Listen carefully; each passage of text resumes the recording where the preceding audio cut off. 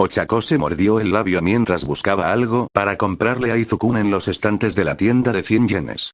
Su madre, Midoriya-san, había llamado a su madre para preguntarle si quería ir a celebrar de nuevo la graduación universitaria de Izuku. En ese momento la sorprendió porque Ochako juraba que Izukun había empezado a estudiar a finales de marzo. Sin embargo, Mezo-kun le explicó que no era tan sorprendente debido a lo inteligente que era Izukun, e incluso le recordó los 2 títulos que su amigo ya había obtenido durante su siguiente sesión de entrenamiento. Sinceramente, a Ochako todavía le resultaba desconcertante cómo alguien de su edad podía estar en la universidad, y mucho menos haberse graduado 3 veces, pero supuso que era otra cosa a la que tendría que acostumbrarse. A veces Ochako deseaba poder ser tan sensata como Mezo-kun la mayor parte del tiempo. ¿Qué se le regala a otra persona en su tercera graduación? Pensó Ochako mientras comparaba un peluche de conejo de tela con uno de rana antes de devolverlos a su lugar con un profundo gemido y marcharse a ver si Mezo-kun había tenido más suerte que ella.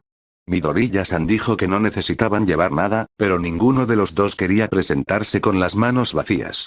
Así que, con sus escasos recursos, se detuvieron en una de las numerosas tiendas de 100 yenes, pero después de media hora dudaba que encontraran algo para Izukun.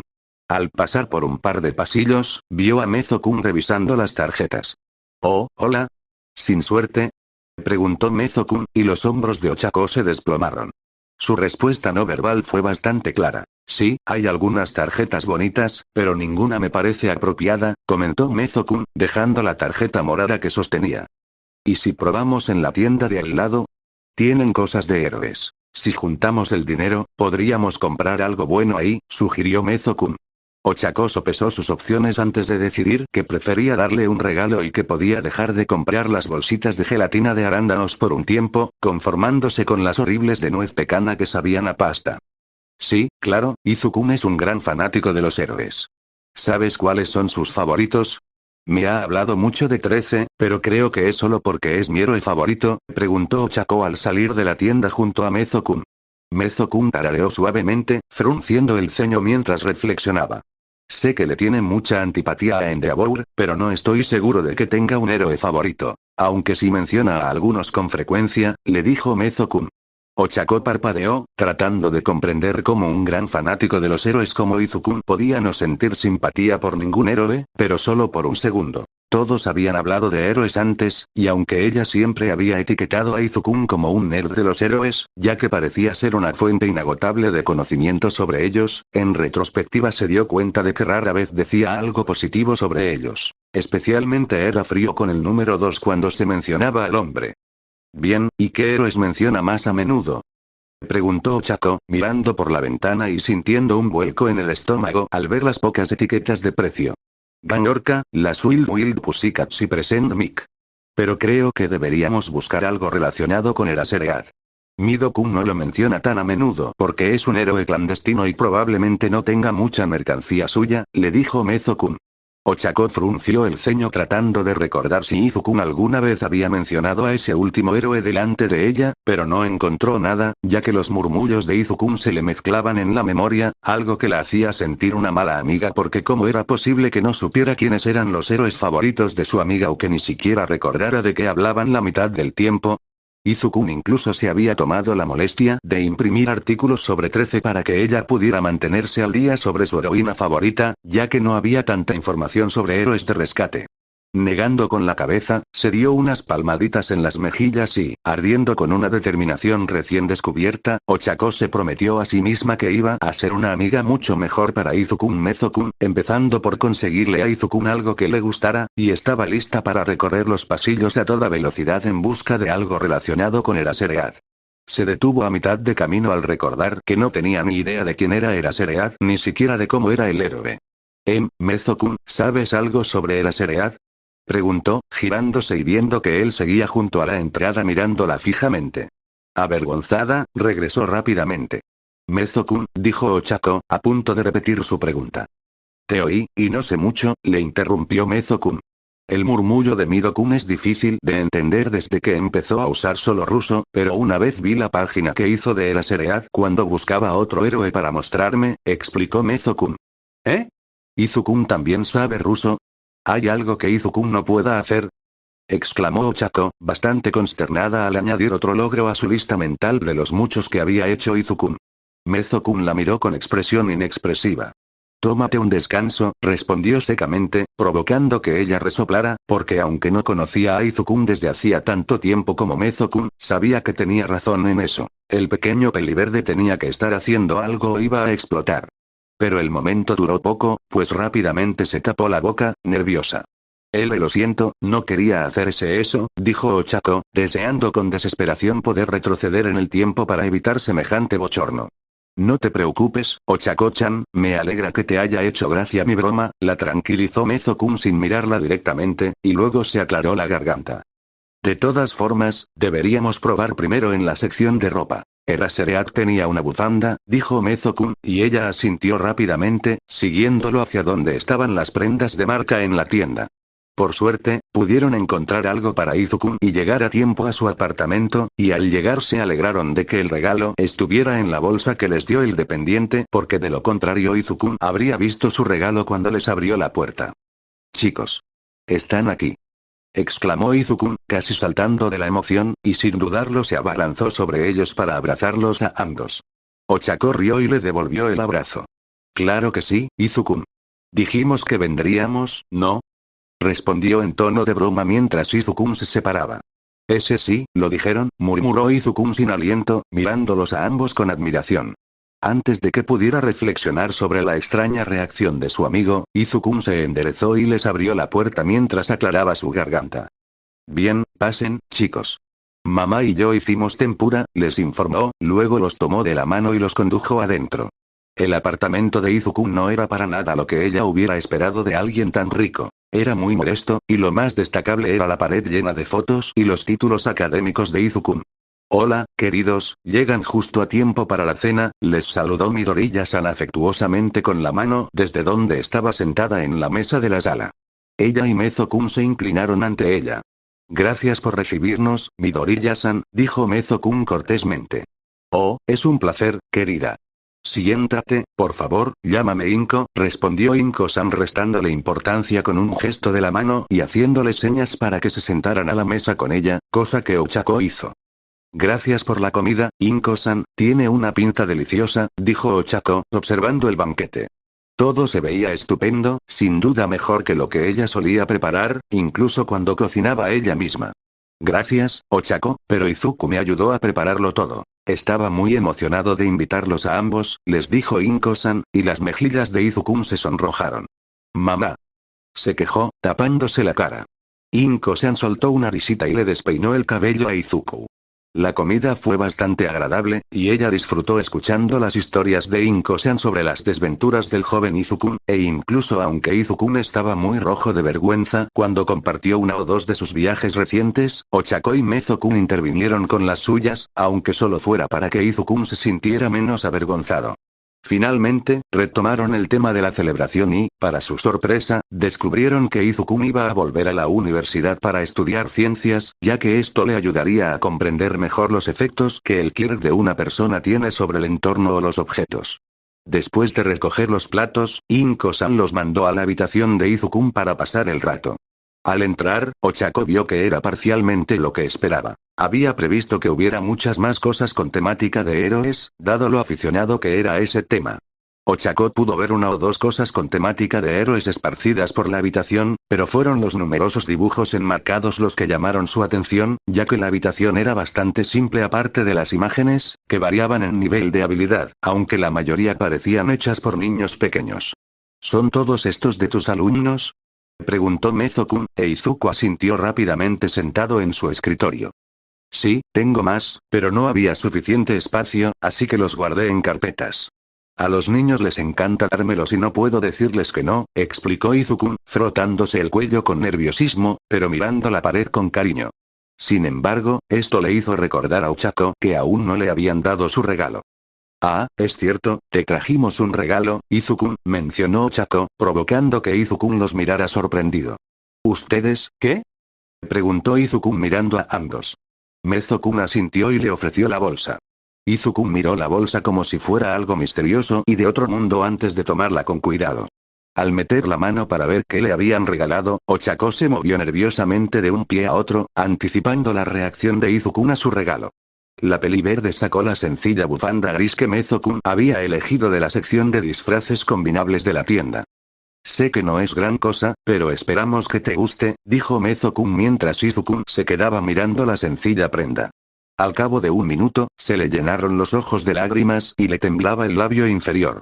Izukun, dijo ella, extendiendo la mano para consolarlo, pero Izukun se envolvió la larga bufanda alrededor del cuello y declaró, nunca me la quitaré. A pesar de las lágrimas que caían de su rostro, Izukun irradiaba una felicidad tan incontrolable que resultaba contagiosa, y Ochako se sintió tan aliviada de que a Izukun le hubiera gustado el regalo que tal vez ella misma derramaría algunas lágrimas. Era una persona que lloraba con facilidad, como su madre, así que a Ochako no le sorprendería si lo hiciera. Izukun necesitó un momento para ordenar sus emociones y se secó las lágrimas. Lo siento, a veces soy un poco llorón. Pero me encanta la bufanda, es súper suave, dijo Izukun mientras acariciaba un extremo de la bufanda. Pues yo no creo que seas un llorón y te mereces algo bonito, Izukun. Respondió Ochako, rápidamente disipando el pesimismo que Izukun tenía sobre sí mismo. Izukun soltó una risita, frotándose la nuca, y estaba a punto de decir algo, pero Mezo-kun lo interrumpió diciendo, tú sí, Mido-kun. Izukun ocultó su rostro tras su nueva bufanda, ligeramente roja. Chicos, paren, por favor, suplicó Izukun, claramente avergonzado, dando un respingo al oír el sonido de su teléfono. Izukun dejó todo lo que estaba haciendo para revisarlo. Lo siento, Mezo-kun, Ochako-chan, pero tengo que contestar esta llamada. Es de uno de mis alumnos, les dijo Izukun, disculpándose rápidamente y saliendo de la habitación. Una vez que Izukun se fue, Ochako se sintió un poco insegura sobre qué hacer en su habitación ahora que él no estaba, y parecía que Mezo-kun no estaba mucho mejor. Ambos permanecieron apartados, simplemente existiendo en el espacio de Izukun. ¿Izukun sí que se dedica a sus alumnos, eh?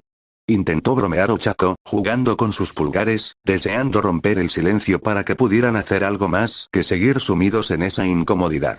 Mezo-kun tarareó pensativo. Sí, hace mucho por ellos, respondió, sentándose en el suelo junto a la cama de Izukun.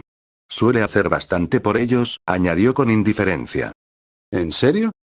Preguntó Ochako sentándose en la cama junto a él, principalmente para que estuvieran a la misma altura. Sí, no solo contesta sus llamadas, sino que sé que lleva un par de pulseras de control de quirks por si acaso sus quirks se descontrolan, explicó Mezo-kun, provocando que ella jadeara. Consigue pulseras de control de quirks. Pero no son carísimas para uso civil. Exclamó Ochako. Mezo-kun se encogió de hombros. Bueno, como consejero licenciado, Mido-kun tiene descuento, pero aún así los conseguiría aunque no lo tuviera. Si Mido-kun cree que necesitan una pulsera de peculiaridad, se la conseguirá. El chico le dijo. Vaya, eso están, quiero decir, sé que Izukun es generoso considerando lo ricos que son, pero, dijo Ochako, sintiendo que tendría que acostumbrarse a la abrumadora cantidad de información nueva que descubriera sobre su amigo. ¿Rico? Mido-kun no es rico, comentó Mezo-kun, mirándola con expresión confusa. Ella estaba igual de desconcertada. Un momento. ¿De qué estás hablando, Mezo-kun? Preguntó Ochako, levantando las manos en señal de castigo. No viene de una familia rica ni le tocó la lotería, así que ¿por qué crees que es rico, Ochako? Preguntó Mezo-kun, haciéndola detenerse. Pero, sé que Izukun se ha gastado al menos 1.600 millones de yenes en los edificios que les encargó a mis padres, ¿cómo no va a ser rico? Preguntó Ochako, sorprendiendo visiblemente al chico. ¿En serio? Respondió Mezo-kun con los ojos muy abiertos. Ochako asintió. Sí, además tiene todos esos edificios en el sur, ¿no? Tuvo que comprar los terrenos y pagar impuestos, así que debe tener unos ingresos considerables para poder permitírselo, argumentó ella. Mezo-kun parpadeó y bajó la mirada. Ah, sí, claro. Nunca lo había pensado, admitió Mezo-kun, y volvió a mirarla. Pero entonces, ¿de dónde saca todo ese dinero? Preguntó. Yo, no lo sé, admitió Ochako, porque no creía que la docencia le reportara mucho dinero a Izukun, y Mezo-kun simplemente dijo que Izukun no lo había heredado y que la única otra forma legal de conseguirlo era la lotería, pero ¿acaso Izukun no era todavía demasiado joven para participar? Antes de que a ninguno de los dos se le ocurriera ninguna idea, Izukun regresó. Lo siento, un chico con el que he estado trabajando en Yaizu ha tenido problemas para volver a su cuerpo después de activar su Kirk y necesita que alguien lo calme antes de que pueda hacerlo, explicó Izukun tímidamente. Oh, no hay problema, Izukun. Si alguien te necesita, lo entendemos, aseguró Ochako agitando ambas manos en señal de consuelo. Izukun suspiró.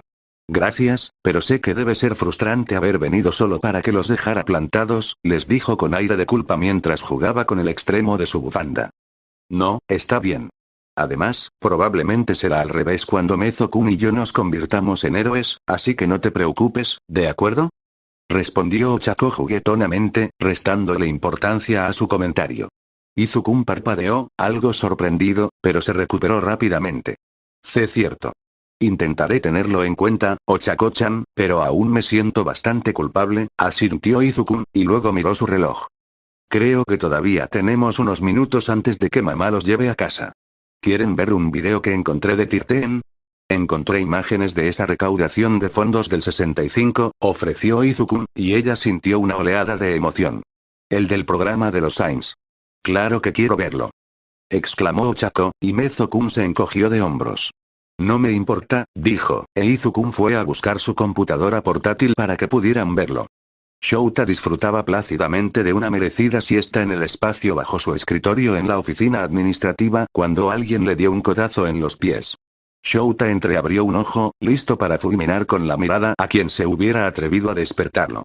Vio a Isamu arrodillado frente a él. Suspiró y cerró los ojos. ¿Sí, Isamu? Preguntó, preguntándose por qué Isamu intentaba despertarlo. Es hora de que recojas a tus hijos, Shouta. Tengo que preparar la USG, le dijo Isamu. Shouta gimió y se golpeó la cabeza contra la pared con un leve golpe. El rubio resopló, divertido. ¿Noche dura? ¿Encontraste algo para compensarlo? Preguntó Isamu en tono burlón. Shouta frunció el ceño. No. No te quejes, Shouta. No he encontrado nada más de lo que dijo Mezu, le dijo Isamu con compasión, y Shouta se sintió un poco mejor al oírlo.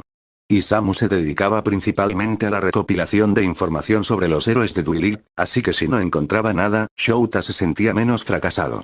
Abrió la cremallera de su saco de dormir, salió de su lugar de descanso y se pasó una mano por el pelo para alisárselo. ¿Quieres que venga después del trabajo para ayudarte a dormir un rato? Ofreció Isamu, y Shouta sintió una oleada de anticipación al pensarlo. Sí, prepararé rollitos de primavera para la semana que viene si me dejas dormir esta noche, prometió Shouta, e Isamu sonrió. Si los preparas tú, trato hecho, Shouta. ¿Cenamos a las 8 como siempre? Preguntó Isamu, ofreciéndole la mano. Shouta resopló. Dilo un poco más alto, ¿por qué no?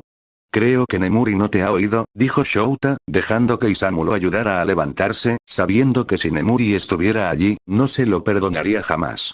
La sonrisa de Isamu se convirtió en una mueca burlona y, aprovechando que Shouta aún no se mantenía firme, lo atrajo hacia sí rodeándole la cintura con un brazo.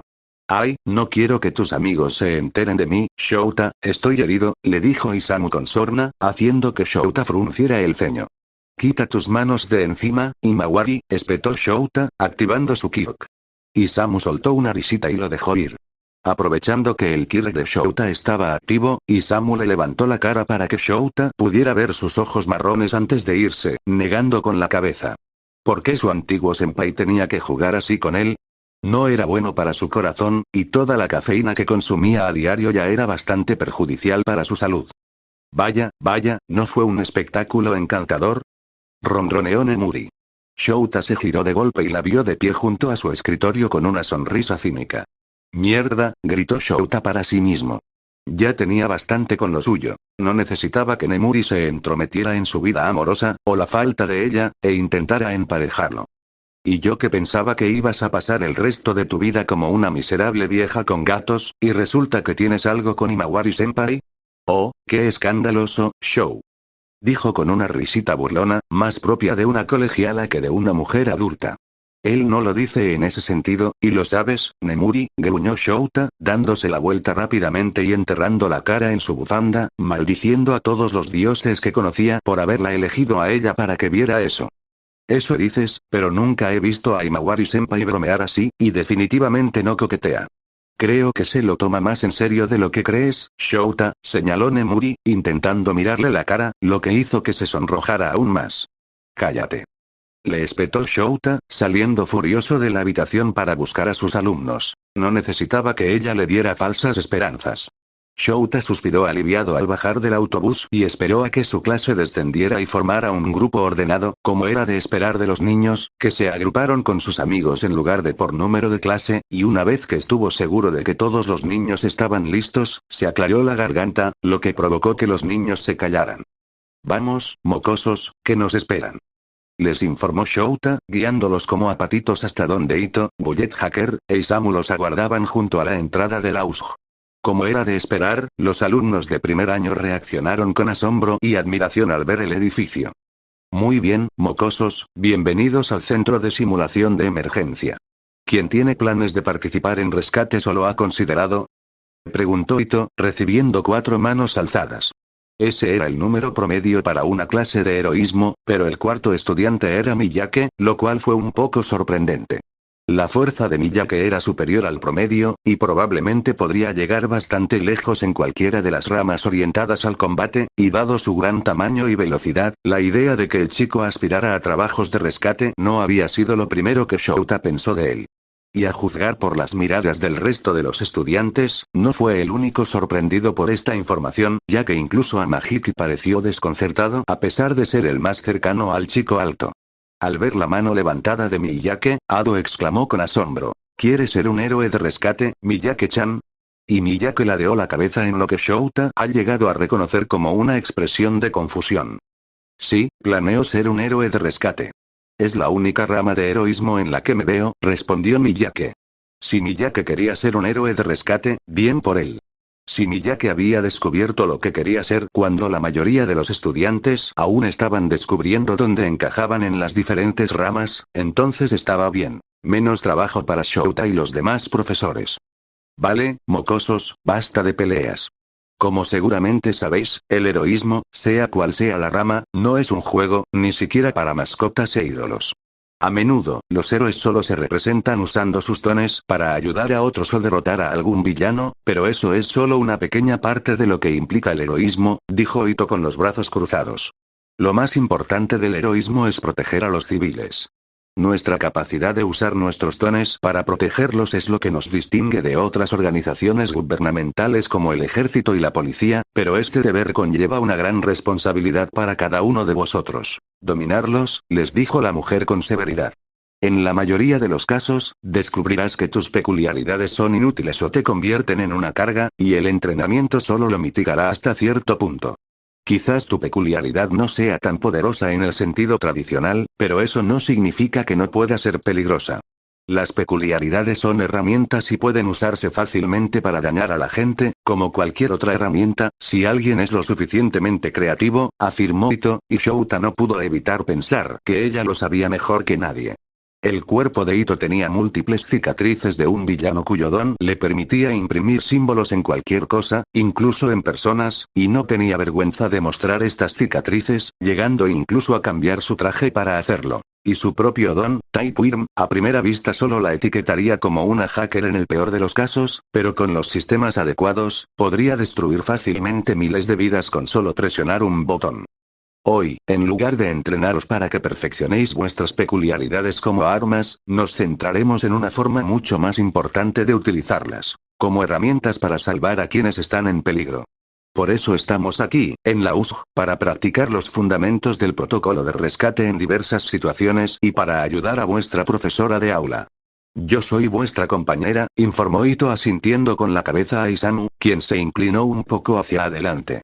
Como seguramente algunos de ustedes saben, formalmente me conocen como el héroe profesional Master Mindo. En clase me llamarán Maestro Sensei.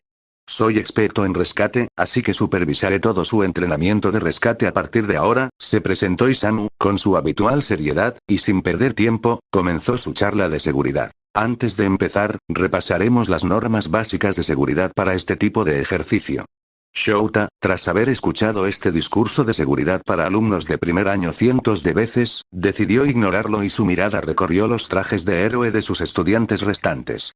Aparte de Mineta y Aya, todos habían optado por usar sus trajes a pesar de su advertencia de que debían considerar si estos les perjudicarían, y sabía que la única razón por la que los dos no habían traído sus trajes era por problemas técnicos con los suyos.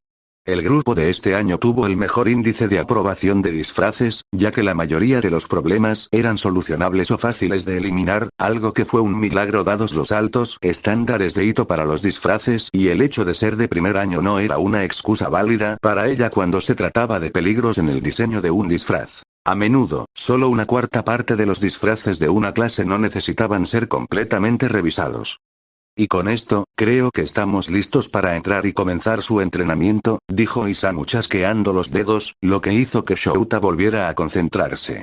Segundos después, las puertas de la USJ se abrieron, guiando a la clase al interior.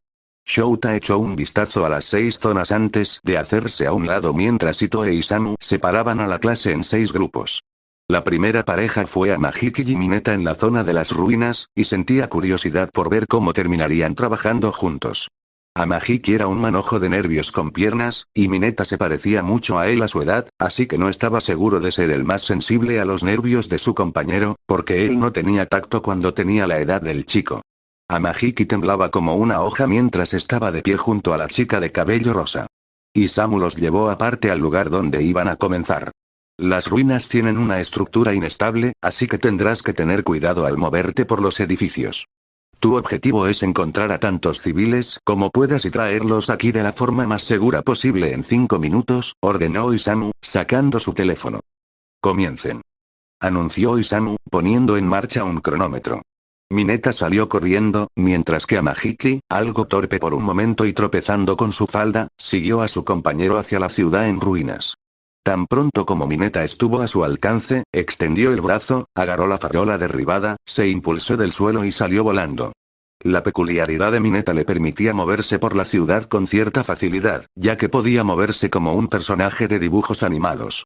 Amahiki podía seguirlo a pie transformando sus piernas en las de un conejo, además de desarrollar un par de orejas capaces de oír lo que Mineta intentaba decirle. Era un punto a su favor que ambos intentaran comunicarse para el rescate y la recuperación. Amahiki era un caso peculiar para Shouta. Los estudiantes del curso de héroes podían ser tímidos y algunos sufrían de ansiedad, pero Amahiki presentaba el peor caso, según lo que Shouta podía ver, y no quería imaginar cuán paranoico podría volverse el chico cuando dejara su medicación. Sin embargo, al observar al niño saltar de un lado a otro con las orejas moviéndose en diferentes direcciones mientras buscaba los robots de rescate, Shouta pudo ver el comienzo de un héroe prometedor. Ambos chicos tendrían que mejorar sus habilidades sociales, pero Shouta sería un idiota si no se diera cuenta de lo mucho que se habían esforzado para convertir sus peculiaridades mediocres en algo útil en el campo. Ninguno de los dos era impulsivo y movieron los escombros con la mayor precaución posible, rescatando un total de 4 androides y llevándolos de vuelta con Isamu e Ito para que los examinaran. Amahiki, tienes que mejorar en el rescate de civiles. Si este robot fuera una persona real, se le habría roto el cuello por la falta de apoyo. Mineta, te movías demasiado rápido y debes tener más cuidado al moverte entre la infraestructura destruida, ya que no puedes saber la estabilidad de algo solo con mirarlo, criticó Ito señalando el cuello de uno de los robots. Amahiki, con la mirada fija en el suelo, asintió con la cabeza, aceptando el consejo con el labio tembloroso, mientras Mineta apartaba la vista sin protestar. ¿Entendido? Bien. Pasamos a la zona de la ladera, les dijo Ito, avanzando hacia la siguiente área. Los dos siguientes estudiantes fueron elegidos, y Shouta suspiró cuando, como era de esperar, Ado provocó un deslizamiento de tierra y uno de los androides se perdió en la estela. Tanto ella como su compañero Matías fueron reprendidos por la importancia de tomarse unos instantes para asegurarse de que la zona fuera segura, y Shouta no envidiaba a sus alumnos por estar al otro lado de la reprimenda de Ito.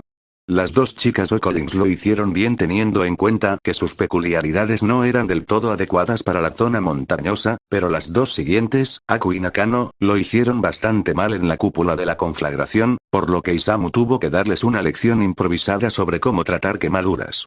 Al llegar a la zona inundada, era el turno de Miyake y Aya, y tan pronto como Isamu les dio permiso para comenzar, Miyake, en lo que Shouta presentía que iba a ser un tema recurrente, le dijo a Aya que se subiera a su espalda y saltó al agua.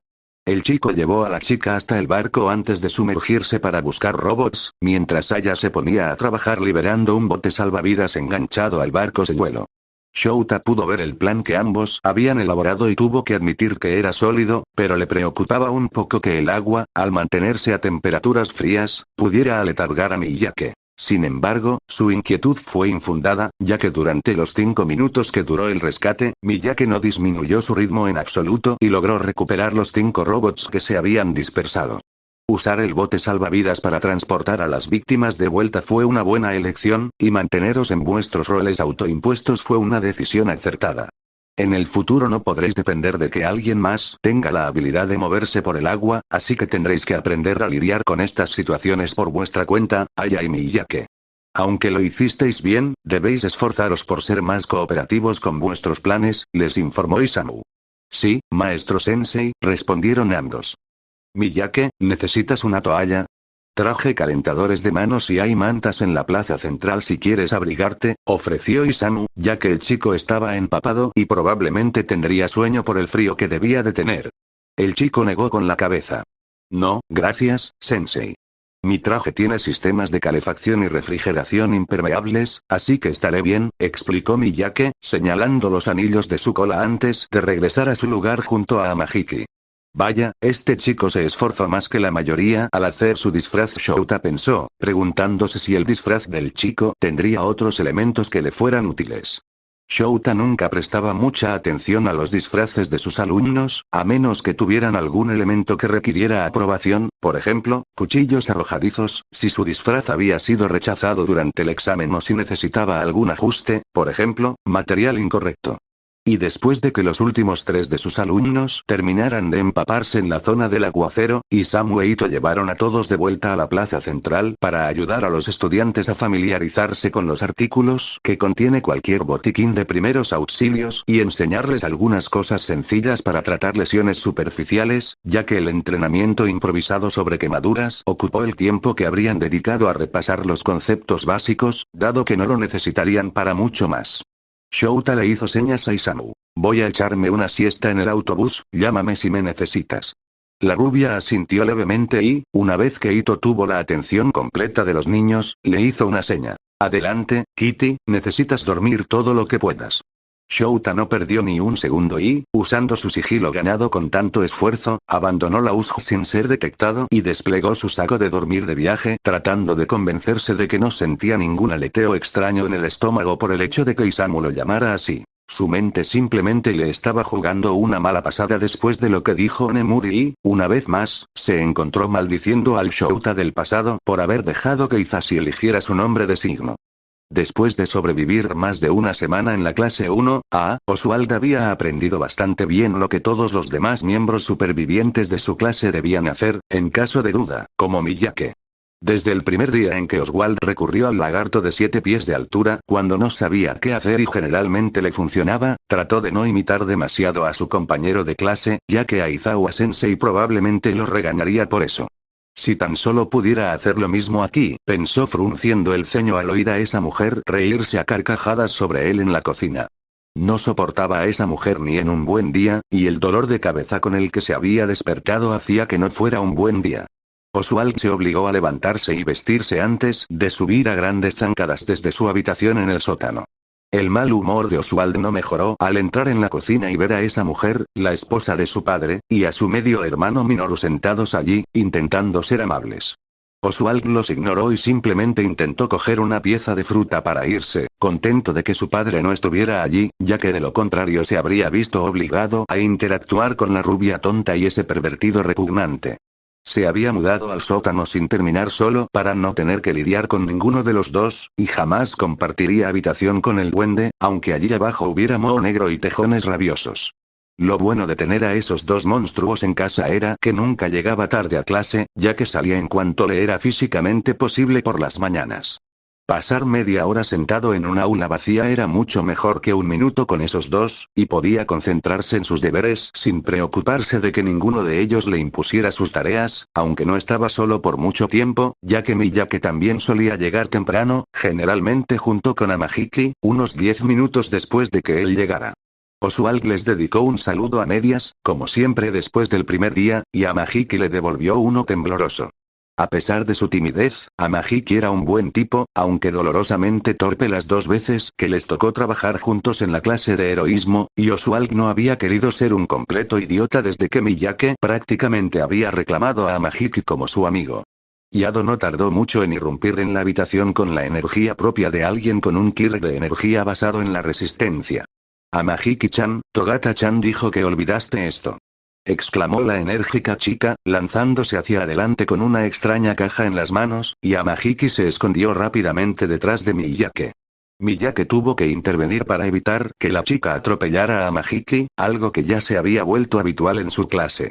Esta vez, optó por sujetar a Ado por la parte trasera de su uniforme.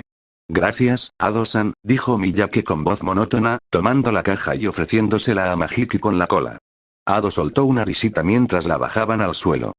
No sabía que te gustaban los caramelos de insectos, Amahiki-chan, bromeó Ado, haciendo que Amahiki palideciera y se quedara paralizado mirándola fijamente hasta que Miyake, emocionado, le rodeó la cintura con la cola. ¿También te gustan las piruletas de escorpión? Me retaron a comerme una en quinto de primaria y la verdad es que estaba bastante buena, preguntó Ado, recibiendo un confundido como respuesta de Amahiki. Tengo algunas conmigo si quieres intercambiarlas. Nunca he probado las de araña. Creo que sí he probado todos los sabores de escorpión, cereza, uva y naranja. Incluso encontré algunas con sabor a All Might. Ofreció Ado, mientras rebuscaba en su bolso y, efectivamente, sacaba una paleta de escorpión roja, azul y amarilla. ¿Eh? Repitió Amahiki con expresión atontada, mirando a la chica, pero Oswald no estaba seguro de que le estuviera yendo mucho mejor tras descubrir la existencia de piruletas de escorpión con sabor a All Might. Sin embargo, Miyake pareció interesada en la extraña golosina. Tengo un caramelo especial que cambiaría por la paleta, ofreció el chico alto, mirando la paleta con deseo. Oh, trato hecho. Dame, dame, dame. Respondió Ado rápidamente, dando saltitos, ya que era raro que Miyake se involucrara en sus travesuras. Miyake rebuscó en su mochila y sacó una bolsa llena de caramelos de goma jaspeados rosas y azules de aspecto familiar que casi le hicieron atragantarse con su propia saliva. Oswald se puso de pie de un salto, haciendo que Ado y Amahiki dieran un respingo porque, al hacerlo, tiró accidentalmente su silla. Pero no le importó, corrió hacia Miyake para examinar más de cerca los caramelos. Por alguna razón, Miyake no le impidió arrebatarle la bolsa, y cuando tomó un trozo de caramelo y se lo comió, el sabor agridulce a fresa le hizo llorar, aunque tenía un extraño toque salado. ¿De dónde sacaste esto? Preguntó Oswald, porque era un dulce de su madre. El sabor era inconfundible y no había nadie en la tierra que pudiera hacer algo como lo que ella hacía, pues su cuerpo estaba hecho de caramelo rosa. Lo venden en una tienda cerca de donde vive mi padre, respondió Miyake tras un momento. Oswald sintió que el corazón le daba un vuelco. Por favor, dime dónde está, Miyake, suplicó Oswald, dispuesto a arrodillarse y rogar si eso era lo que hacía falta para convencer a su compañero. Llevaba casi 10 años sin encontrar rastro de su madre, a pesar de haberla buscado por todos los medios posibles. Haría cualquier cosa con tal de volver a verla. Te acompañaré después de clase, le dijo Miyake. Oswald asintió rápidamente, le devolvió la mochila y regresó a su pupitre. Ado y Amahiki lo miraron extrañados por su inesperado arrebato, pero no le importó, ya que existía la posibilidad de que encontrara a su madre después de tanto tiempo.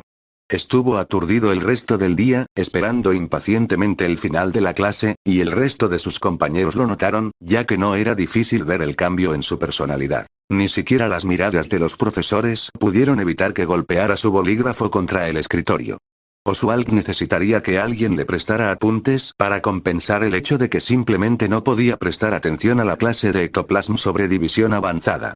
Para ser justo consigo mismo, Oswald estaba empezando a perder la esperanza de encontrar a su madre. Después de que uno de los errores de Endeavour incendiara la fábrica donde trabajaba su madre, no había oído nada sobre lo que les había sucedido a ella y a su tía. Su padre le había dicho que ambas habían muerto en el incendio, pero él sabía que eso era una sarta de mentiras.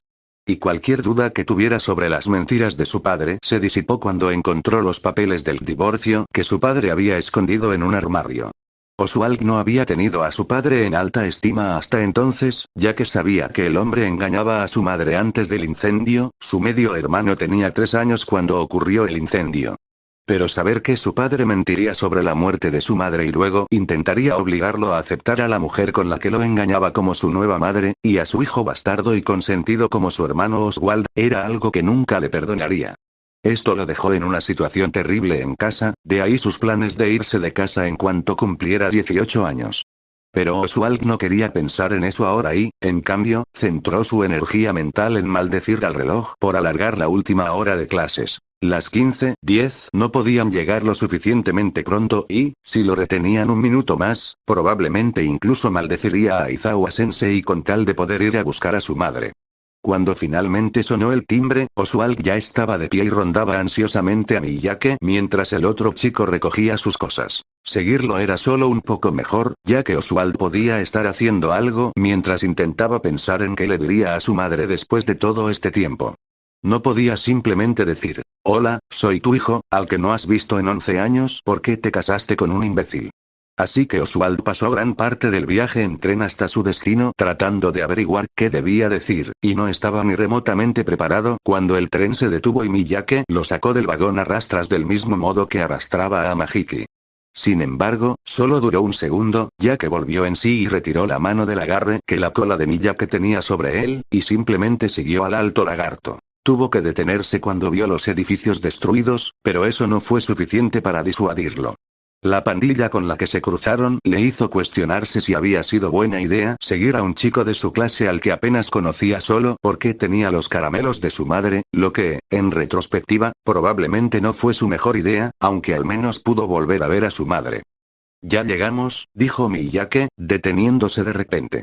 Oswald casi chocó contra su espalda, pero la cola de Miyake, presionada contra su pecho, lo impidió.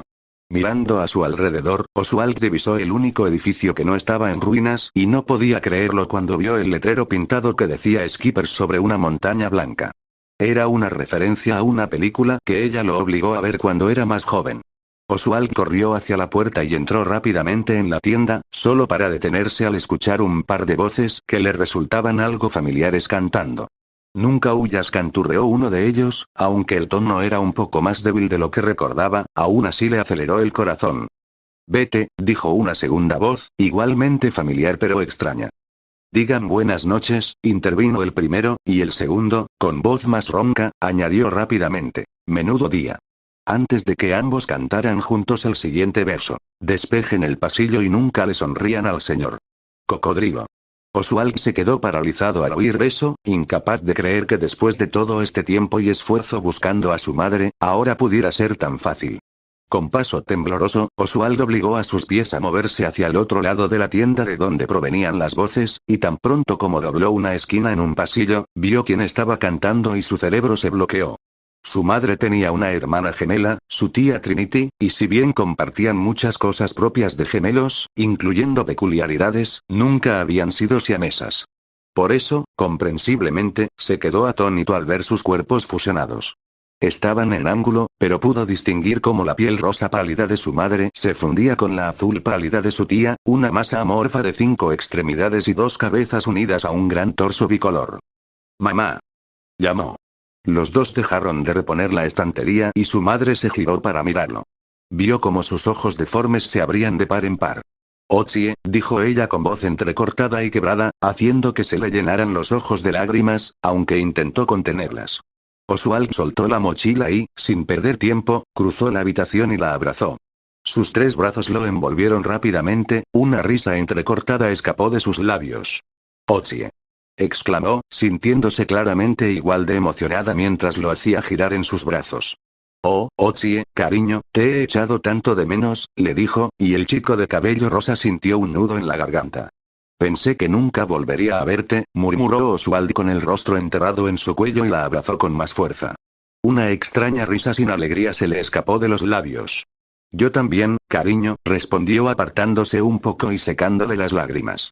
«Has crecido tanto, Ochie, y entraste en la UA. Estoy tan orgullosa de lo lejos que has llegado», dijo acariciándole suavemente la cabeza. Sus palabras tenían mucho más peso que toda la maldita fiesta que su padre le había organizado cuando entró, y más lágrimas comenzaron a caer. «¿De verdad?», preguntó la tía Trinity, volviéndose hacia Oswald y viendo su rostro por primera vez.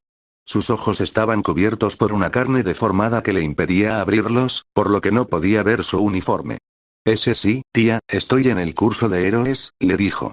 Su madre exclamó con asombro. Mi pequeño va a ser un héroe. Exclamó, abrazándolo con fuerza. Debes de haberte vuelto muy fuerte desde la última vez que te vimos, murmuró, con una felicidad que se reflejaba claramente en su rostro deformado. Oswald resopló con una sonrisa. Sí, tenemos mucho de qué hablar, ¿verdad? Respondió, y parte de la alegría de su madre se apagó. ¿Puedes quedarte un rato más? Seguro que tu padre se preguntará dónde estás a estas horas, preguntó su madre, con un dejo de tristeza. Oswald maldijo mentalmente a su padre por haber arruinado su reencuentro sin siquiera estar presente. Chasqueó la lengua. Está bien, voy a pasar el fin de semana con un compañero de clase, así que tenemos todo el tiempo del mundo, aseguró Oswald, mintiendo a medias. Su padre estaba de viaje de negocios y a ninguno de los otros dos les importaba cuando volviera a casa, así que no se iría hasta el lunes, cuando empezaría las clases. Claro, su madre no era exactamente como la recordaba y tampoco esperaba encontrar a su tía, pero eso no importaba mucho. A Oswald no le importaba si su madre y su tía parecían personajes de una película de terror de bajo presupuesto con colores pastel, porque no iba a desaprovechar la oportunidad de reencontrarse finalmente con su madre después de tanto tiempo. Al observar al hombre con rasgos de caimán que se tropezaba con el gatillo desde donde estaba acorralado sobre unas cajas, Davy consideró que tal vez se había metido en un lío del que no podía salir. Él solo esperaba que el caimán y sus amigos traficaran con algo simple como metanfetamina o tal vez shabu, ya que eran tan osados como para intentar traficar en el territorio de los Twinkies. Todavía había tratos de drogas en el South Side, pero los traficantes sabían que era mejor no vender a menores, especialmente cerca de los edificios de los Twinkies, pero Ricky le había dicho que un recién llegado había intentado atraerlo a él y a sus amigos la noche anterior. Así que, como el buen matón que era, Davy husmeó y rastreó a uno de los idiotas musculosos hasta el almacén donde trabajaban los payasos, luego entró para hablar con ellos sobre mantenerse en sus propios asuntos, tal vez intimidarlos para que no fueran tan tontos como para intentar esa mierda de nuevo. Lo que no había previsto era que el grupo traficara con Trigger, ni que se drogaran y se volvieran locos contra él. Davy tuvo que actuar con rapidez, ya que llevaba puesta la banda de su sería, y quitársela antes de poder luchar. En cuanto lo hizo, sintió el intenso calor de su Kirk, pero no tenía muchas opciones con esas 5 personas fuera de sí por las drogas, sedientas de sangre. 2 de ellos fueron neutralizados rápidamente en cuanto él llegó, porque uno de ellos tenía una peculiaridad relacionada con la velocidad y podía engañarlos para que chocaran entre sí, lo que de alguna manera terminó con él encima de una pila de cajas con un enorme hombre caimán mordiéndole los pies y los otros 2 discutiendo acaloradamente sobre quién se comería su bazo, porque aparentemente el desencadenante era como cualquier otra droga y provocaba extraños antojos. Davy ya habría usado fuego para hacer retroceder al caimán, pero las cajas de madera y el detonante eran muy inflamables, así que no podía usar su peculiaridad innecesariamente. Por eso Davy terminó en esta situación y no tuvo mucho tiempo para planear qué hacer con los otros 3. Apenas estaba ideando cómo lanzar una bola de fuego cuando al chico caimán se le ocurrió la brillante idea de golpear la caja sobre la que estaba. Y como era una caja vieja, barata y podrida, la maldita cosa iba a colapsar sobre sí misma con el gran agujero que tenía. Lo que el grande y escamoso no esperaba era que el mecanismo de disparo cayera sobre él después de que abriera la caja. Davy aprovechó eso para tener una fracción de segundo para saltar desde la cabeza del idiota y lanzarse por encima de los 2 caníbales, esquivando por poco las garras de acero del más alto. El aterrizaje de Davy distó mucho de ser elegante y lo único que le impidió romperse la nariz junto con el resto de la cara fue su rapidez mental y el sacrificio de algo de piel en los brazos. Le dolía mucho la muñeca, pero podía concentrarse en eso cuando no corría el riesgo de convertirse en la cena de alguien, y sin perder un segundo, Davy se puso de pie para correr. ¡Oh! Está corriendo otra vez. Exclamó el payaso, corriendo tras él y riendo como una hiena desquiciada. El primero que lo atrape se queda con sus riñones. Gritó el de las garras, cuyas garras chispeaban al arrastrarse por el suelo. Ahora que tenía a los 2 locos tras él, era el momento perfecto para que el payaso usara su peculiaridad y una de las cintas que colgaban de sus brazos para atrapar una de las piernas de Davy, haciéndolo caer. ¡Hijo de puta! escutió Davi después de que su barbilla golpeara el concreto, solo para que su cuerpo fuera sacudido mientras otra cinta se enroscaba alrededor de uno de sus brazos y comenzaba a arrastrarlo hacia los dos caníbales babeantes. Davi intentó forcejear, pero las cintas eran más resistentes de lo que parecían, así que prendió fuego a su brazo para quemar la maldita cosa y se sorprendió cuando ni siquiera se inmutó ante las llamas azules. Pero antes de que Davi pudiera entrar en pánico ante la posibilidad de ser devorado vivo por un payaso psicótico, un rugido del chico caimán resonó en el almacén. Luego, el caimán se abalanzó sobre los otros dos, habiendo crecido aún más y con una docena de agujas sobresaliendo justo donde Davi podía ver. Sufriendo una evidente sobredosis de drogas, el caimán no pensaba mientras atacaba y destrozaba a sus dos compañeros. Davi tragó saliva e intentó alejarse de la carnicería, ya que el caimán estaba demasiado ocupado destrozando al payaso, pero hoy el mundo había sido muy claro en su mensaje de que te jodan aquí en particular, mientras chocaba contra una de las cajas vacías, creando un ruido demasiado fuerte, cuando la cabeza del chico caimán se giró bruscamente hacia él. Oh, joder, pensó Davi mientras todo su cuerpo se ponía rígido al ver la mirada fija del enorme reptil. El cuerpo del tipo temblaba por la respiración entrecortada que salía de sus fauces ensangrentadas. El tiempo pareció congelarse y Davi sintió un terror que ya había experimentado una vez antes en su vida, inundando sus venas con un frío helador. Lo que sucedió a continuación ocurrió demasiado rápido para que Davi pudiera comprenderlo conscientemente, y todo lo que recuerda es haber levantado una mano antes de que una luz brillante lo cegara, mientras que los músculos de dicho brazo le hacían gritar de dolor. Pero las consecuencias eran evidentes, se asfixiaba con el humo y la ceniza, el fuego violeta brotaba de todas las superficies y los viales de gatillo hechos añicos estaban esparcidos por el suelo carbonizado. Davi salió tambaleándose de los escombros en llamas del edificio, agarrándose el brazo derecho y consciente solo por la aguda sensación de hormigueo que le recorría el brazo. No llegó muy lejos antes de desplomarse contra un edificio de ladrillo mientras las lágrimas le nublaban la vista. Se obligó a incorporarse e intentó regular su respiración hasta un nivel que no se considerara hiperventilación. Tardó un par de segundos en darse cuenta de que su teléfono estaba sonando y una parte de su cerebro se sorprendió de que el tacaño hubiera sobrevivido a su explosión. La mano ilesa de Davi logró encontrar el teléfono en uno de sus bolsillos restantes y contestó a quien quiera que lo llamara. Hola, cariño, ¿ya vienes para casa? Davi se emocionó al oír la voz de Magne al otro lado de la línea, y ella debió de oírlo. Chico. ¿Estás bien, Davi? Preguntó preocupada al ver que no respondía. Davi intentó encontrar su voz, pero sus cuerdas vocales simplemente no cooperaban. Joder, rojo, no puedo, sollozó, incapaz de articular ningún pensamiento coherente mientras su cerebro comenzaba a distorsionarse. Recordó que había regresado a la sala de entrenamiento donde se enfrentó a su donante de esperma. Era la única otra vez que se había sentido tan mal y apenas había sobrevivido aquella vez, por lo que sentía un pánico subyacente, la sensación de que no iba a lograrlo, palpitando en su interior. Oye, chico, voy a buscar a Midori-chan. Todo va a estar bien, Davi, quédate en la línea conmigo, ¿de acuerdo? Le dijo Magne, intentando mantener la voz tranquila y firme para tranquilizarlo. Davi quería hacerlo, pues escucharla era lo único que le impedía volver al pasado, pero se debilitaba por momentos y no podría sostener la cabeza mucho más tiempo, y mucho menos el teléfono, con el brazo temblando tanto. Rojo, graznó Davi, con la vista nublada aún más por la falta de respiración. La cabeza le daba vueltas y una ola de vértigo lo hizo caer, sin poder sujetar el teléfono. Davi. Davi. Gritó Magne presa del pánico. Davi, con voz entrecortada, intentó hablar, luchando por mantenerse despierto. Segundos después, todo se volvió negro y solo oyó la voz de Magne llamándolo.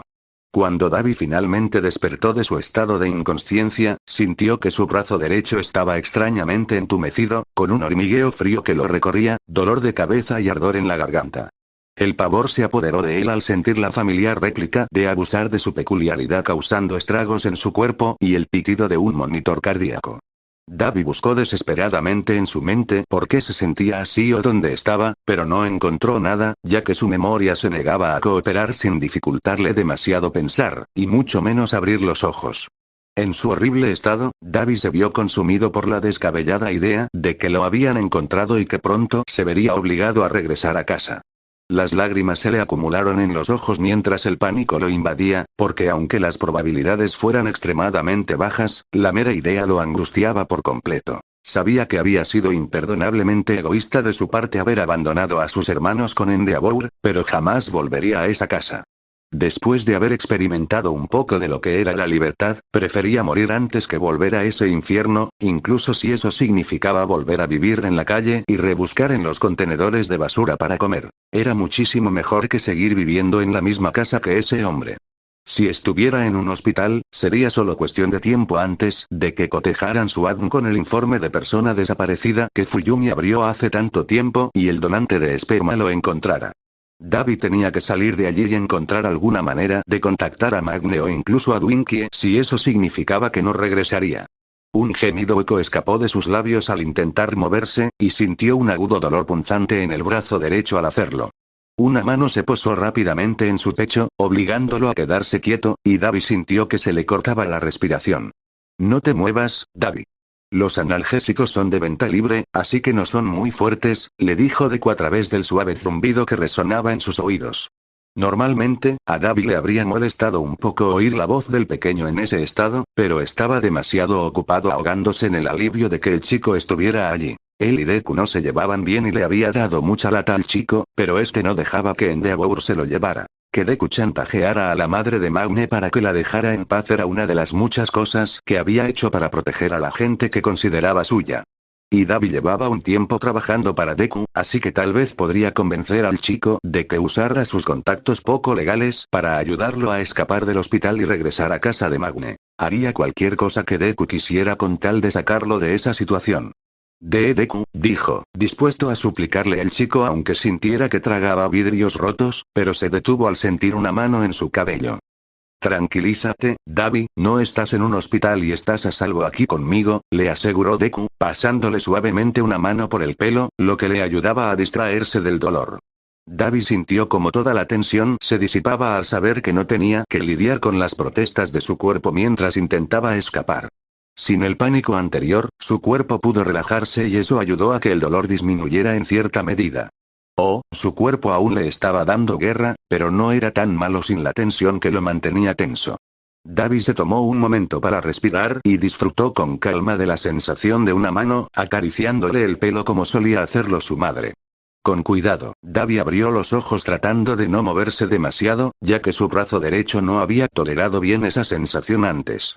Tuvo que parpadear un par de veces para aclarar la vista y pudo ver que estaba tumbado en una cama blanca medio familiar en una habitación mayoritariamente blanca, y le llevó un minuto recordar de dónde conocía ese lugar. Deku lo había traído de vuelta al lugar ignífugo donde se recuperó de su resfriado, y supuso que tenía sentido dado que no estaba en las mejores condiciones, incluso si la gente del South Side se desvivía por él, los recursos de Deku no eran infinitos y él usaría el mismo lugar cuando Dabi estuviera enfermo. Su mirada se dirigió hacia donde Deku estaba de pie junto a la cama, con un monitor cardíaco y una vía intravenosa a su lado. ¿Tienes sed?, preguntó Deku, sosteniendo una botella.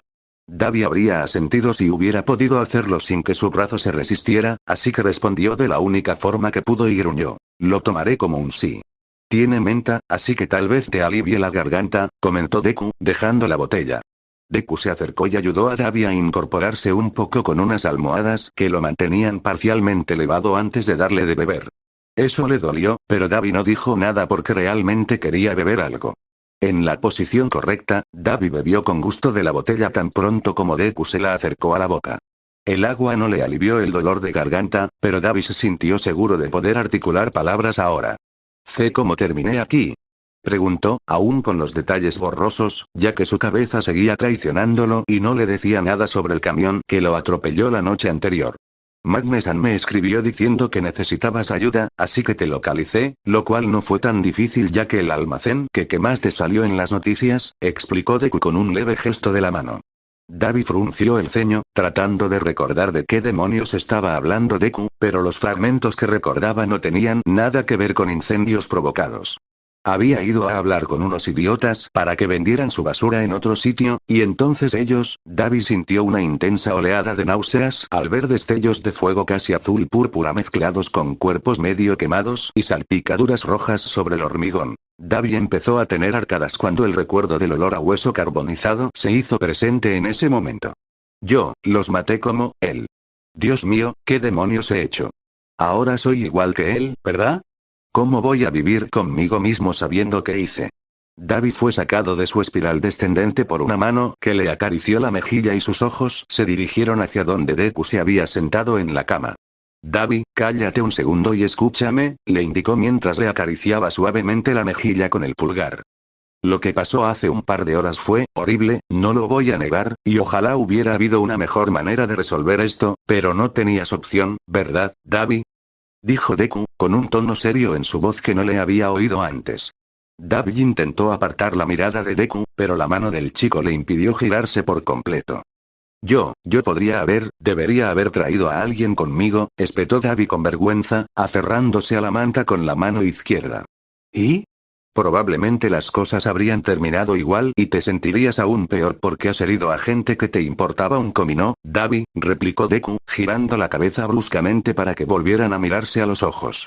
Davi, solo te conozco desde hace 5 meses, pero creo que te conozco lo suficiente como para decirte aquí ahora que, a pesar de lo que pasó, tú, Davi, no te pareces en nada a tu padre, le dijo Deku con firmeza. Davi sintió que el corazón se le caía como una piedra al estómago. ¿Qué eres? Balbuceó Davi, con confusión y pavor acumulándose en sus entrañas, temiendo la respuesta que el chico le daría, considerando que el muchacho siempre sabía muchas más tonterías de las que debería. Todoroki Touya, el mayor de los 4 hijos de Todoroki Enji. Ton. Cremación, que le permite crear llamas azules a más de 3000 grados. Deku enumeró los nombres como si fueran los colores del arco iris, en lugar de la parte de sí mismo que intentaba desesperadamente enterrar en el pasado. Desapareció y fue declarado muerto en abril del 65, después de que el edificio de entrenamiento de la finca Todoroki se incendiara. Tendría 22 años ahora, igual que tú, Davi. Añadió Deku, y Davi supo exactamente a qué se refería, pero la idea le heló la sangre. ¿Lo sabías? ¿Cómo, cuándo lo supiste? Preguntó Davi, pero la conmoción le dificultaba la comunicación. Deku lo miró con una ceja alzada. Davi, te reconocí desde el primer día. Lo único que has hecho para ocultar tu identidad es teñirte el pelo, respondió. Davi se sintió desanimado. ¿Acaso alguien más lo había descubierto? Si lo sabían, ¿por qué nadie le había dicho nada? Pero si supieras quién soy, ¿por qué demonios me contratarías? ¿O me dejarías estar cerca de tu gente sabiendo que soy pariente de ese bastardo? Preguntó con voz ronca, incapaz de comprender cómo Deku podía pensar que contratarlo fuera una buena idea. Davi, me da igual que seas pariente de Endeavor, y como acabo de decir, no te pareces en nada a ese hombre. Trabajo con gente que sé que no es del todo legal. Yuri-san es probablemente el mejor ejemplo de que me importa un bledo lo que hiciste en el pasado o lo que estés haciendo ahora, le espetó Deku con firmeza. Y sí, Davi sabía que Deku tenía bastante confianza con gente turbia y que ese tal Yuri prácticamente lo mimaba de una manera que Davi no podía evitar envidiar, pero a su cerebro le costaba traducir eso en dejar que el hijo del imbécil que arruinó sus vidas sea mi guardia personal, porque eso parecía un salto demasiado grande. ¿Por qué no me delatas por el dinero? Preguntó, especialmente porque sabía perfectamente que Endeavor pagaría una fortuna si Deku lo traía de vuelta a casa desde el principio. Deku tarareó. Podría haberlo hecho, pero jamás haría eso. El chico respondió. ¿Por qué? Davi siseó, y la mirada de Deku se suavizó un poco. ¿Sabías que hay un patrón extraño en esa cicatriz de tu cuello? Parece una mano de 21 centímetros de largo, del mismo tamaño que la de Endeavor. Deku replicó, y el corazón de Davi se encogió aún más. Deku retiró las manos y se cruzó de brazos, apartando la mirada levemente. Eso no es una gran razón hasta que recuerdas lo hermético que siempre ha sido Endeavor con respecto a su familia, lo cual no es extraño para un héroe tan famoso, pero lo poco que pude averiguar pinta un panorama muy concreto de lo que sucede a puerta cerrada, admitió Deku, y Davi no supo si reír o llorar. Porque claro que Deku sabría que su familia era un completo desastre, ese cabrón era como una bola mágica para conocimientos que no debería tener, ¿por qué no iba a saber Deku que su donante de esperma era igual de cabrón en casa que en general? Y ahora tenía algo más en común con su padre. Habiendo matado a otros con su peculiaridad, estaba a solo una familia torturada de convertirse en uno más del bastardo. Como si escuchara sus pensamientos, Deku de repente le dio un golpe en la nuca. Davi, las acciones de ese hombre jamás te definirán, así que no te compares con él solo porque compartan sangre o un Kirk. Y jamás te odiaré a menos que hagas algo que no pueda justificar, como asesinar gatitos por puro placer o convertirte en un asesino en serie, dijo Deku, aparentemente con dificultades para pensar en algo que considerara imperdonable. Eso es, un listón muy bajo, Winkie, dijo Davi sin poder evitarlo, pues era como el mínimo indispensable, y recibió un suave resoplido a cambio. Bueno, yo tengo 2 dedos en los pies, ¿qué esperabas? Dijo Deku en un tono que parecía una broma privada que él debía entender, pero Davi no tenía ni idea de a qué se refería. Magne había intentado buscar qué era exactamente 2 dedos, pero los resultados de su búsqueda solo le mostraron un montón de cosas sobre pies y ninguno de los dos podía entender cómo eso encajaba con lo que Deku dijo después de ahuyentar a la madre de Magne, y después de enterarse de que Deku básicamente conocía toda su historia de vida, Davi quería tener algo contra el pequeño mocoso. ¿Qué demonios significa eso? ¿Qué es un 2 dedos? Preguntó. Deku parpadeó, aparentemente desconcertado, antes de que un destello de comprensión iluminara sus ojos. Se frotó la nuca. Ah, lo siento, Davi. Pensé que ya habrías oído el término, dado el tiempo que llevas en la calle. 2 dedos es el término preferido para las personas sin Kirk como yo, explicó Deku con cierta torpeza. El cerebro de Davi pareció colapsar al oír eso, y lo único que pudo articular fue un leve ¿cómo era posible que ese chico, sin tener ningún don, aterrorizara a la gente? ¿Acaso todo se debía a sus conexiones con personas poderosas como Yuri? ¿Y qué pasaba con esa maldita aura de muerte que siempre lo rodeaba cuando se enfurecía de verdad? Deku rió con incomodidad. Sí, me lo suelen decir mucho. No sé por qué todos piensan que tengo un Kirk de inteligencia. Es decir, solo uso zapatos primordiales, ¿no crees que la gente se daría cuenta? Le dijo Deku señalando los icónicos zapatos que siempre usaba, y Davi más o menos entendió a qué se refería. Era un secreto bien guardado, pero su hermano pequeño Natsuo tenía peculiaridad y Davi recordó que su hermano necesitaba zapatos diferentes que debían hacerse solo para él, algo tenía que ver con una articulación en los dedos meñiques de su hermano que hacía que la estructura ósea fuera diferente y necesitaba zapatos diferentes por eso, y en Deavour se aseguró de que imitaran marcas comunes en lugar de pedir los más baratos por internet. Pero eso aún le hacía preguntarse cómo Deku podía infundir el miedo de Dios en alguien. Claro que esa extraña aura era intimidante, pero sabía que no se podía sobrevivir en el mundo real solo con palabras, así que tenía que haber algo más debajo, quizás la mentalidad de la multitud y la presión de grupo. Deku tenía más que suficientes amigos como para ser alguien con quien no querrías meterte ni en un buen día, y no le alcanzaban los dedos para contar solo los grupos que conocía que se abalanzarían sobre cualquiera que se atreviera a amenazar al peliverde, algo parecido a esa vieja cosa de Ma de la que hablaba Deku, donde todos los que tenían armas nucleares acordaron no acabar con el mundo, solo que era una regla tácita de no enfadar a Deku a menos que quisieran convertirse en el enemigo número 1. Davi, lo llamó Deku, sacándolo de sus pensamientos. Te lastimaste bastante con tu Kirk, intentamos salvar la mayor cantidad de piel posible, pero no había mucho que pudiéramos hacer con lo quemado que estaba tu brazo, explicó Deku, cambiando de tema abruptamente y con seriedad.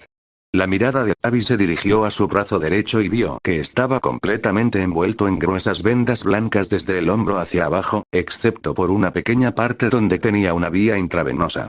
Maldita sea, ¿me quemé la piel o algo así? Preguntó Davi medio en serio, y no se tranquilizó cuando Deku no respondió de inmediato.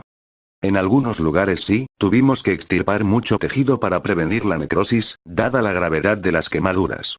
Yuri-san contaba con alguien con un Kirk que mitigó parte del daño, pero una buena parte de tu brazo tendrá el músculo expuesto, explicó Deku con gravedad, mientras desenrollaba las vendas y revelaba, dolorosamente, la tierna carne que había debajo, provocando un siseo en Davi.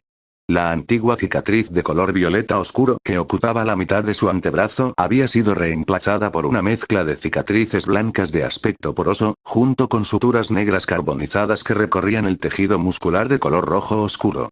A Davi se le revolvió el estómago al verla y se preguntó qué parte de su brazo se vería así ahora. Debido al daño, tendrás que dedicar un tiempo a reaprender a sentir las cosas y a mover el brazo, ya que has perdido casi todos los nervios, explicó Deku mientras comenzaba a tratar el antebrazo quemado con una gasa. Davi hizo una mueca esperando un pinchazo o algún tipo de dolor, pero apenas sintió nada, apenas sintió la presión de las toallitas contra su brazo. Te seguiré pagando mientras te recuperas, Dabi, pero esto, no puede volver a pasar, dijo Deku con la mano temblando un poco mientras se preparaba para volver a vendarle el brazo. Al mirar su brazo, Dabi no pudo evitar asentir. Y por doloroso que fuera admitirlo para sí mismo, necesitaba que alguien le ayudara a controlar su peculiaridad antes de que lo matara, y solo tenía una opción disponible. ¿Sigue en pie ese trato de entrenamiento de peculiaridades? Preguntó Dabi con esfuerzo. Deku levantó la cabeza de golpe, sus ojos parpadearon y su boca se abrió y cerró. ¿Ese sí? Respondió el chico con los ojos llenos de temor, y Dabi se obligó a tragarse su orgullo para poder preguntar. ¿Entonces me ayudarás con mi Kirk? Los ojos de Deku se abrieron de par en par y el chico tuvo que respirar hondo para poder responder con calma. Por supuesto que sí, Dabi. Ya tengo un plan paso a paso para que puedas trabajar por tu cuenta, ya que solo puedo estar aquí 2 días a la semana. Tendré que hacer algunos ajustes porque no estás en las mejores condiciones, pero serán menores, y puedo incluir algunos ejercicios que te ayudarán en tu recuperación, dijo Deku, murmurando mientras volvía a vendar el brazo de Dabi. Dabi quería mantenerse despierto, pero seguía exhausto y, con los suaves murmullos flotando a su alrededor, le era imposible no volver a dormirse.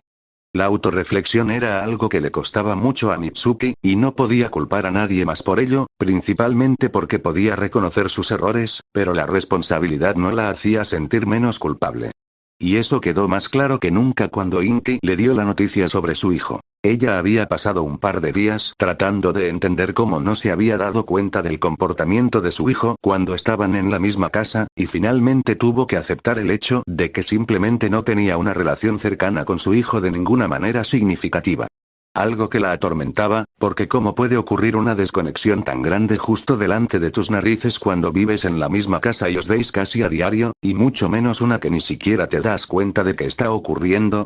Y poco podía hacer para remediarlo después, porque era un desastre emocional que probablemente haría algo horrible si seguía dándole vueltas a lo que había hecho Katsuki. Ni siquiera podía mirar a Katsuki durante meses sin que la vergüenza y la ira le invadieran, lo que solo la enfurecía más consigo misma porque debería ser adulta y ayudar a Masaru a enderezar a su hijo.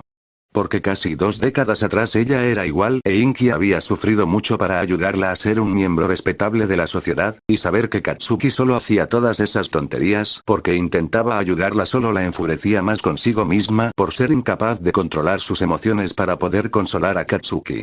Una vez que logró controlar su ira, tuvo que esforzarse mucho para reconstruir su relación con Katsuki desde cero, lo cual resultó considerablemente más difícil después de haberlo ignorado durante casi un año. Encontrar puntos en común fue complicado, ya que pronto se dio cuenta de que no compartían ningún interés. Y no era por falta de interés en descubrir las aficiones de Katsuki, sino porque la vida de su hijo había girado anteriormente solo en torno al entrenamiento para su futuro soñado como héroe. La situación había mejorado desde que Katsuki empezó a hacer cerámica, pero su hijo seguía sin tener mucho que hacer en su vida aparte de prepararse para ser héroe. Algo que ella sabía que no podía soportar porque su hijo necesitaba algo que le ayudara a desconectar del trabajo, así que Mitsuki intentó encontrar algo que pudiera gustarle. Le llevó un tiempo, pero finalmente encontró algo y, además, era una actividad que los dos podían hacer juntos. El senderismo era algo que había empezado a practicar en la escuela secundaria y que había disfrutado durante años. La primera vez que Katsuki la arrastró con ella, Katsuki había estado tenso todo el tiempo. El hecho de que esperara que ella le hiciera algo una vez que estuvieran solos la desanimó mucho, pero era algo por lo que no lo culpaba después de todo lo que había pasado. Durante las primeras excursiones, Katsuki no se sentía del todo cómodo y la situación resultaba incómoda, ya que los dos aún no se hablaban con fluidez. Aunque Katsuki estaba mejorando al conversar con ellos, era evidente que evitaba acudir a ella para hablar de ciertos asuntos y que, en general, acudía a Masaru. Ella se había mordido la lengua al respecto, consciente de que no debía obligarlo a acercarse a ella. Pero Mitsuki se dio cuenta de que aún existía una tensión subyacente que le impedía conectar realmente con Katsuki, y que si quería llegar a su hijo, tendría que hacer algo para solucionarlo antes de que se convirtiera en algo que ninguno de los dos pudiera manejar. Así que Mitsuki probablemente dedicó demasiado tiempo a darse ánimos a sí misma y trató de calmarse lo mejor posible, ya que sabía que esta vez sus emociones estarían a flor de piel. Por eso eligió un día en que Masaru estaría en casa todo el día y le impuso un teléfono satelital, y le daría uno a Katsuki cuando salieran, por si acaso lo perdía. No esperaba perderlo, pero con sus problemas de ira, era mejor no arriesgarse. Llamó a la puerta de Katsuki. Mocoso. ¿Listo para irnos? Gritó ya vestida y preparada. Oyó que los pasos al otro lado de la puerta se detenían. Dame un segundo, dijo él tras una larga pausa. Ella se sintió un poco decepcionada al oír la respuesta tan respetuosa. Quizá podría considerarse una falta de respeto, pero disfrutaba de las réplicas ingeniosas y mordaces que siempre recibía de su hijo. Tras unos instantes, Katsuki abrió la puerta y la siguió en silencio hasta el coche. Se sentó en el asiento delantero, apoyado contra la puerta. Mitsuki suspiró, pero no mencionó lo nervioso que se sentía y simplemente condujo hasta su destino, Sekibe. No había senderos oficiales por allí, pero si acaso, eso probablemente entusiasmaría a su hijo, dado lo a menudo que él e Izuku se perdían en los bosques cercanos. La zona era un poco más peligrosa de lo que la mayoría de la gente consideraría para hacer senderismo fuera de los senderos marcados, pero ella había estado viajando a diferentes puntos de Sekibe desde que tenía 16 años, así que se sentía lo suficientemente segura como para guiar a Katsuki por el lugar. Sekibe ocupaba un lugar muy importante en su corazón, y a menudo venía aquí durante los momentos difíciles de su vida, y necesitaba la tranquilidad del lugar para mantenerse serena y poder hablar con su hijo de la manera que sabía que debía hacerlo. Con el coche aparcado, ella y Katsuki esperaron a que los coches de la autopista se detuvieran y comenzaron a subir por el terreno accidentado. Era la primera vez que Katsuki subía por un sendero sin despejar y ella pudo notar que él estaba disfrutando mucho más de la mayor dificultad. En un momento dado, Katsuki la dejó atrás y ella lo siguió durante un rato. Después de un par de minutos, Mitsuki los puso de nuevo en el camino correcto y condujo a Katsuki al lugar que se había reservado en Sekibe. El lugar estaba notablemente más acondicionado que el resto de la zona, dado que había despejado una pequeña parte para que fuera un lugar de descanso un poco más acogedor, teniendo en cuenta la frecuencia con la que lo visitaba a lo largo de los años. Katsuki captó la indirecta de que estaban haciendo una pausa, se sentó junto al borde del acantilado y comenzó a beber de una de sus botellas de agua mientras miraba fijamente al océano, sabiendo que probablemente este era el mejor momento para tener esta conversación, y tomó un gran trago de la enorme botella de agua de ella en un intento por calmar sus nervios. Entonces Mitsuki se acercó y se sentó junto a Katsuki, algo que lo hizo estremecerse y ella pudo ver que se le erizaban los pelos de la nuca. Intentó mirarlo a los ojos, pero él no levantó la cabeza y ella suspiró, desviando también la mirada hacia el océano. Tras un momento de reflexión sobre cómo estaban las cosas entre ellos, Mitsuki pensó que quizás lo mejor sería empezar indirectamente. ¿Te he contado alguna vez cómo nos conocimos Inki y yo? Preguntó, pillando al chico desprevenido. No, respondió Katsuki, y ella casi podía sentir su confusión. Mitsuki cerró los ojos y se clavó las uñas de una mano en el brazo para mantenerse firme. Nos conocimos en el instituto, le dijo Mitsuki. ¿Eh? Creía que tú y la tía eran amigas desde la infancia, dijo Katsuki sorprendido, y ella resopló. Ojalá lo fuéramos. No estaría tan mal como estoy si Inki hubiera sido mi hermana mayor, respondió.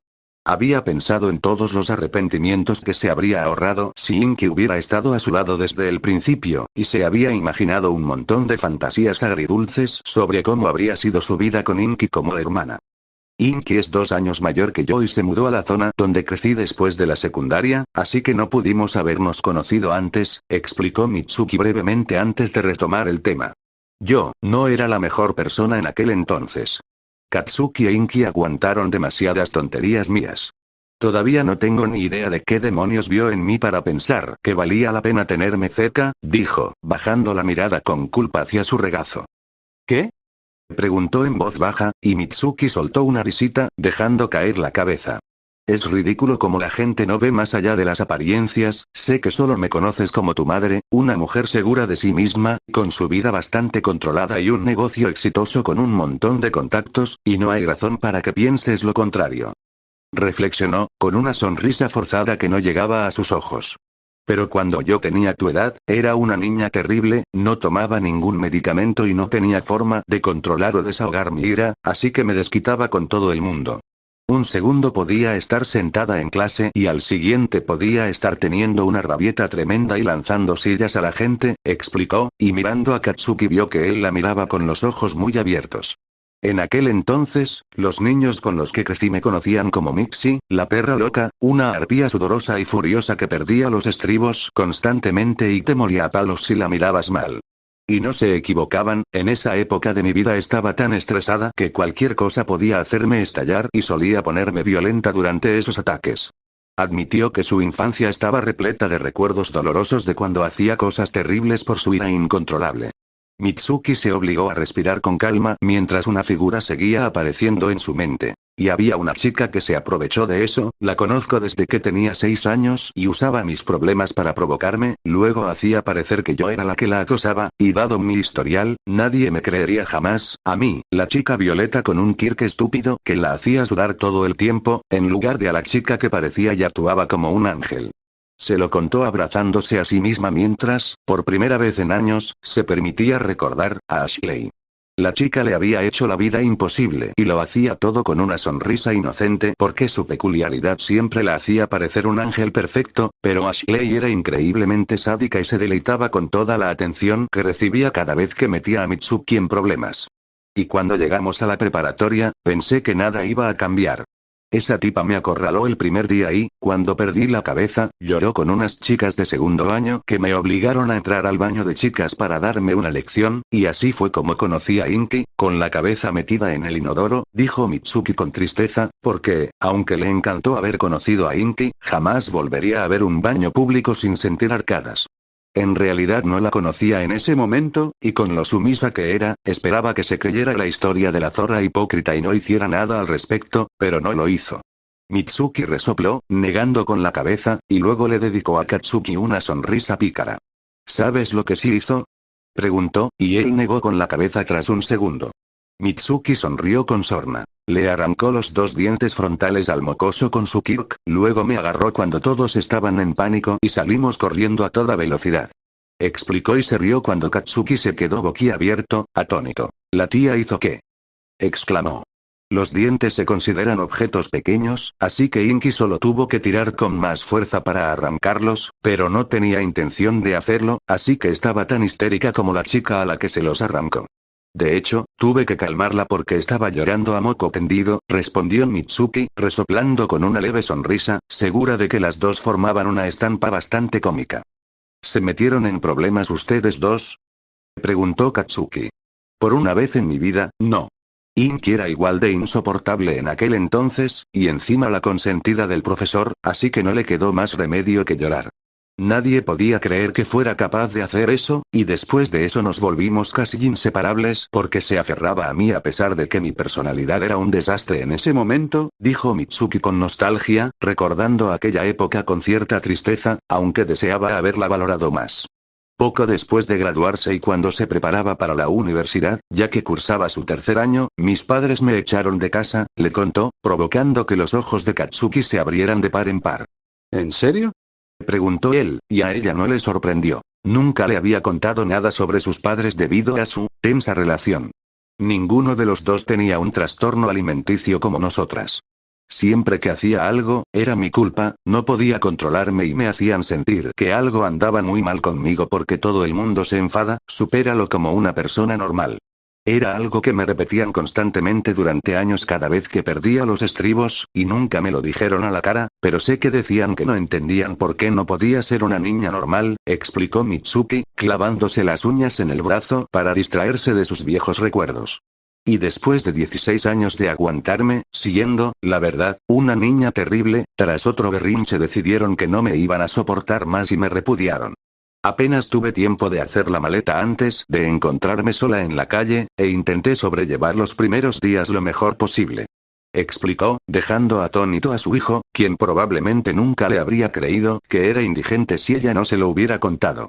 Aquellos días no fueron los peores, ya que tuvo la suerte de tener suficientes yenes para comer una vez al día y algunos bocadillos con los yenes que le sobraban, incluso aunque pasara la época más lluviosa del año en un parque. No estuve sin hogar mucho tiempo, quizá 3 días, antes de que Inki me encontrara en una gasolinera y me obligara a quedarme con ella. Aunque estaba muy ocupada con la facultad de medicina y se mataba trabajando para poder pagarla, se negó a dejarme sin techo, dijo Mitsuki haciendo una mueca al recordar aquel momento algo complicado en su amistad. No fue una época fácil para nosotros. Yo había dejado los estudios y trabajaba en un empleo de mierda para que pudiéramos llegar a fin de mes, y no tenía nada a mi favor. Estaba hecha un lío, así que era cuestión de tiempo que perdiera el conocimiento cuando me quedaba en casa de Inky. Ella ya había lidiado con mis ataques de ira antes y no se quejó cuando destrocé su apartamento, pero esta vez perdí completamente el control. Le dijo, dejando caer la cabeza mientras aquella noche volvía a su mente con toda claridad. Cuando recobré el conocimiento, había muchos cristales rotos y le había fracturado el brazo a Inky en 3 partes. Ya había lastimado a gente antes, pero esta vez era diferente. Inky había hecho tanto por mí, me había aguantado a mí y a todas mis tonterías, ¿y cómo demonios se lo iba a pagar? Rompiéndole el brazo y arruinando sus posibilidades de conseguir la carrera con la que siempre había soñado antes incluso de empezar. Yo, no podía soportarlo, confesó, con lágrimas que le picaban con rabia en las comisuras de los ojos. Katsuki se quedó sentado en silencio, atónito, mirándola con incredulidad, así que después de contar hacia atrás desde 10, ella continuó su relato. Así que vagué un rato antes de encontrar una montaña y en ese estado, pensé que lo mejor era que una estúpida como yo simplemente desapareciera, así que empecé a escalar hasta que estuve demasiado cansada para moverme. En aquel entonces me encontraba en un momento muy oscuro, sentada en una montaña en medio de la noche, después de haberme arrastrado por la maleza, preguntándome por qué demonios era tan inútil y qué demonios me pasaba, admitió Mitsuki, mirando hacia el árbol donde se había roto la mano, porque su estúpida yo adolescente hormonal pensó que era lo mejor que podía hacer en ese momento de autodesprecio. Entonces, con desdén, dijo. Y no sé cómo, pero Inky me localizó en medio de la nada solo para regañarme por haberme escapado así y haberla preocupado, a pesar de que le lastimé el brazo. Ni siquiera fue al hospital primero. O sea, lo primero que pensó después del lío que armé fue en encontrarme y asegurarse de que estuviera bien. Mitsuki escupió, aún incrédula ante la audacia de la peli verde. Le dije que era una completa imbécil, pero le dio igual porque decía que sabía que necesitaba a alguien que me apoyara y seguía intentando convencerme de que no me culpaba por lo que le había hecho porque entendía que tenía la cabeza hecha un lío. Era la primera vez que me pasaba algo así desde que tenía 3 años. Fue un golpe durísimo darme cuenta de que en un año Inky se preocupaba más por mí que mis padres en toda su vida, comentó Mitsuki con una risita hueca mientras se frotaba los ojos. Al final me convenció para que volviera y después de esa noche se empeñó en conseguirme la ayuda que necesitaba. Habló con un montón de gente de los cursos de psicología para encontrar a alguien con quien pudiera ir y así fue como terminé yendo con el chico con el que he estado saliendo. Inky incluso pagó todos los ensayos de medicamentos que tuve que hacer antes de encontrar la medicación que necesitaba, explicó Mitsuki, dejando caer la mano de su brazo. Durante esa época, me descubrieron y Inky me animó a seguir adelante, ya que sabía que me gustaba el maquillaje cuando empecé a asentarme. Tras mi debut en el mundo de la moda, todo parecía ir viento en popa hasta que, poco después de cumplir 18 años, me hicieron una importante entrevista en un programa de entrevistas. No pudo evitar fruncir el ceño al recordar aquel momento y deseó tener más confianza y la firmeza que tenía ahora. El presentador idiota se tragó una historia triste sobre cómo mis padres nos separaron y aparecieron a mitad del programa para que nos reencontráramos. Debería haberme alegrado de oírlos decir todo lo que siempre quise oír, pero no los quería cerca, aunque estaba paralizada. Entonces, como una maldita valquiria, Inky salió furiosa del backstage y abofeteó a mi madre antes de decirles a ambos que era obvio que solo estaban allí porque ahora tenía dinero y fama. Recordó sonreír al recordar que tenía el momento guardado en su teléfono.